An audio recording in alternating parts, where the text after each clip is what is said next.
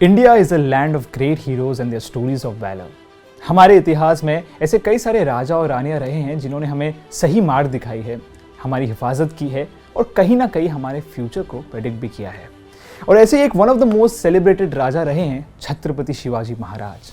छत्रपति एक ferocious warrior और एक ऑनेस्ट किंग होने के साथ साथ एक बहुत ही स्मार्ट स्ट्रेटेजिस्ट भी थे। राजमाता जीजाबाई के बेटे वीर शिवाजी का जन्म ऐसे वक्त में हुआ था जब केवल महाराष्ट्र में ही नहीं पूरे इंडिया में मुगलों का राज था and we desperately needed someone जो हमें मुगलों की हुकूमत से बचाए।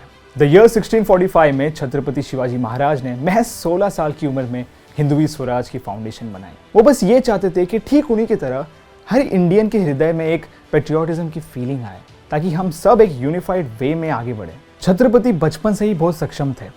एज अ किंग उन्होंने बहुत कुछ अचीव कर लिया था। 30 साल की उम्र से पहले उन्होंने 300 से ज्यादा फोर्ट्स को कैप्चर कर लिया था। और आज उनके बर्थ एनिवर्सरी पे हम ट्रिब्यूट के तौर पे ये वीडियो लाए हैं जहाँ पे we are going to talk about the 9 lesser known facts about Chhatrapati Shivaji महाराज।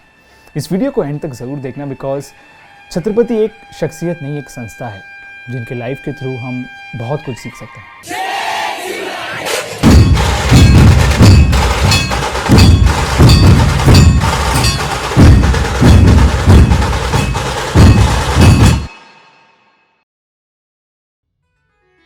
जैसे कि मैंने आपको कहा, छत्रपति शिवाजी महाराज अपने लाइफ टाइम में उन्होंने काफ़ी सारे फोर्ट्स को, टेरिटरीज को, रीजन्स को कैप्चर किया था। और जनरली उस टाइम पे ऐसा होता था कि व्हेनेवर अ राजा किसी दूसरे राजा को हरा के उसकी टेरिटरी को कैप्चर करता तो वहाँ रहने वाले औरतों पे और बच्चों पे काफ़ी अन्याय होता।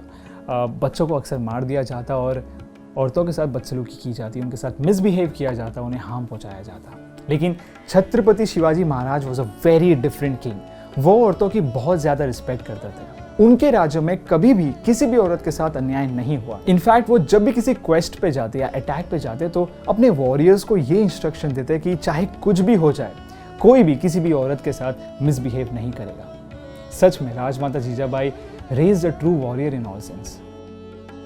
प्रतापगढ़, कोल्हापुर, सिंहगढ़ और न जाने ऐसे कितने ही सारे बैटल्स छत्रपति शिवाजी महाराज ने अपने लाइफ टाइम में लड़े हैं। और जाहिर सी बात है कि ऐसे वॉर के वक्त कोलैटरल डैमेज में रिलीजियस प्लेसेस लाइक चर्च, मंदिर या फिर दरगाह, इन्हें भी काफी नुकसान होता था। लेकिन छत्रपति शिवाजी महाराज ने ऐसा कभी होने नहीं दिया। वो भले ही अपने फियर्स वे में अटैक करते थे लेकिन उन्होंने हमेशा ये मेक श्योर किया कि वो किसी भी तरीके से किसी भी होली प्लेस को नुकसान नहीं पहुंचाएंगे। उन्होंने हमेशा as a king and as a person हर एक रिलीजन की रिस्पेक्ट करी और वो ये चीज मानते थे कि many different religion can coexist together in a respectable way. In fact उनके आर्मी में भी कई सारे मुस्लिम वॉरियर्स थे जिन पे वो बहुत ज्यादा ट्रस्ट करते थे।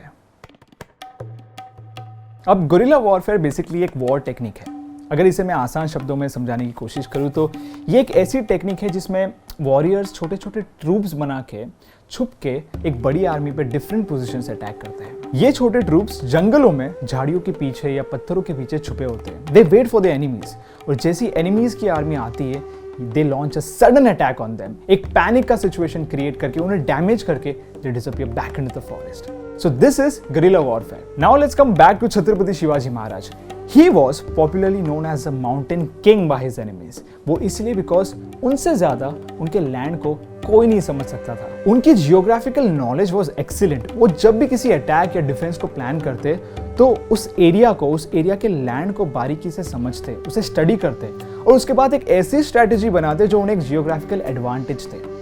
बस यही स्टडीज करते करते उनके हाथ लगी गुरिल्ला वॉरफेयर की टेक्निक और उसके बाद the world was never the same. उन्होंने शेयर हार्डवर्क और डेडिकेशन से इस टेक्निक को मास्टर कर लिया और उसके बाद उनका अटैक इतना फास्ट पेस और इतना अनप्रेडिक्टेबल बन गया कि इससे पहले कि उनके एनिमी समझ पाते that they are under attack, Chhatrapati की आर्मी उन्हें डिस्ट्रॉय कर देती। एंशिएंट इंडिया में एक राजा का क्या काम होता था?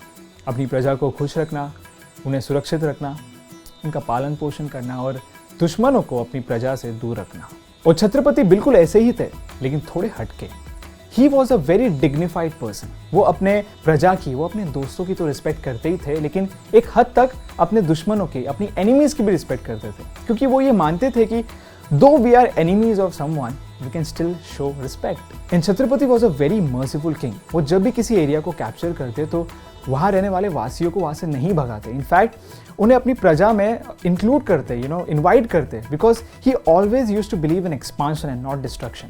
इनफैक्ट बैटल्स के वक्त जब भी उनका एनिमीज सरेंडर करने की कोशिश करता है या फिर नेगोशिएट करने की कोशिश करता है तो वो उस आइडिया को भी वेलकम करते हैं। वो किसी भी वॉर लाइक सिचुएशन को पीसफुल वे में सॉल्व करने की कोशिश करते हैं। Truly he was a gem. His daughter's marriage, जैसे कि मैंने आपको कहा कि छत्रपति शिवाजी महाराज हर एक रिलीजन की इक्वली रिस्पेक्ट करते थे और उनकी एक क्वालिटी हमें उनके लाइफ इवेंट से पता चलती है। छत्रपति ने अपनी बेटी सकुबाई की शादी महाजी से कराई थी, जो बाजाजी राव नायक निम्बलकर के बेटे थे।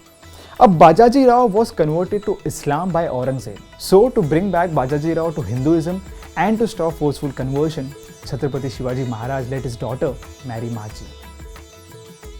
छत्रपति शिवाजी महाराज मर्सीफुल जरूर थे, but only for those who deserved it. Rapist, murderers या फिर क्रिमिनल्स या ऐसे कोई लोग जो दूसरों को नुकसान पहुंचाते हैं, ऐसे लोगों के लिए छत्रपति के कोर्ट में दया की बिल्कुल जगह नहीं थी। वो हमेशा इंश्योर करते थे कि उनके कोर्ट में बुरे काम करने वालों को बुरी सी बुरी सजा मिले, ताकि लोग क्राइम करने से पहले डरे एंड जो प्रजा है, जो लोग हैं, उनका एक लीगल सिस्टम पे एक भरोसा हो।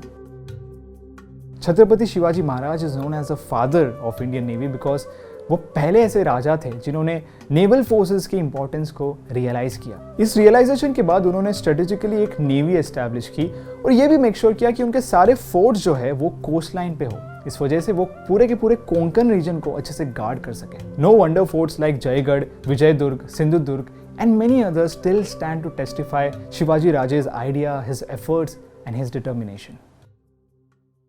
ओके, जब मैं छोटा था और हिस्ट्री टेक्स्ट बुक्स में छत्रपति के बारे में पढ़ता था तो मुझे ऐसा लगता था कि उनका जो नाम है वो शिवजी पे आधारित है, लेकिन आई वाज रॉन्ग। एक्चुअली में उनका नाम एक रीजनल गॉडेस शिवाई से लिया गया है। ऐसा माना जाता है कि राजमाता जीजाबाई ने गॉडेस शिवाई से एक मन्नत मांगी थी एक बेटे की, और ये मन्नत पूरी हुई 19 Feb 1630 को, जिसके चलते राजमाता ने अपने बेटे का नाम शिवाजी रखा।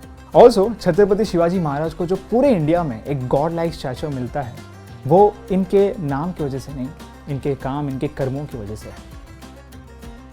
ये सारे पॉइंट्स के थ्रू हमें एक बात तो क्लियर पता चल जाती है कि छत्रपति शिवाजी महाराज के परफेक्टली स्ट्रॉन्ग एम्पायर के पीछे उनकी एडमिनिस्ट्रेटिव स्किल्स का हाथ था। वो एकदम टाइमली वे में अपने राज्य को अपग्रेड और अपस्किल किया करते थे। लेकिन क्या आपको पता है उनके एडमिनिस्ट्रेशन का बेस इतना स्ट्रॉन्ग क्यों था? The answer is decentralization. Chhatrapati decentralization पे बहुत बिलीव करते थे। डिसेंट्रलाइजेशन तब पॉसिबल होता है जब आप अपने टीम को इंपॉर्टेंट काम देते हो, रिस्पॉन्सिबिलिटी देते हो और साथ ही साथ पावर्स भी देते हो। उन पे ट्रस्ट करते हो कि वो ये काम पूरी तरीके से कर पाएंगे। छत्रपति जब भी एक नए क्वेस्ट पे जाते हैं तो वो अपने मिनिस्टर्स को सारी पावर और रिस्पॉन्सिबिलिटी दे जाते हैं, ताकि अगर किसी कारणवश वो वापस ना आ पाए तो उनकी प्रजा को किसी भी चीज़ की तकलीफ नहीं होनी चाहिए। All in all, Chhatrapati Shivaji Maharaj के बारे में जितनी बात करें उतनी कम है। And today me and the entire team of big brain को pay our heartfelt tribute to this legendary man of all times. मैं आशा करता हूँ कि हम सब इनके लाइफ से, इनके एक्शन से, इनके आइडिया से सीखें और अपनी लाइफ को बेटर बनाएं। Because as I told you, he is not just an identity, he is an institution.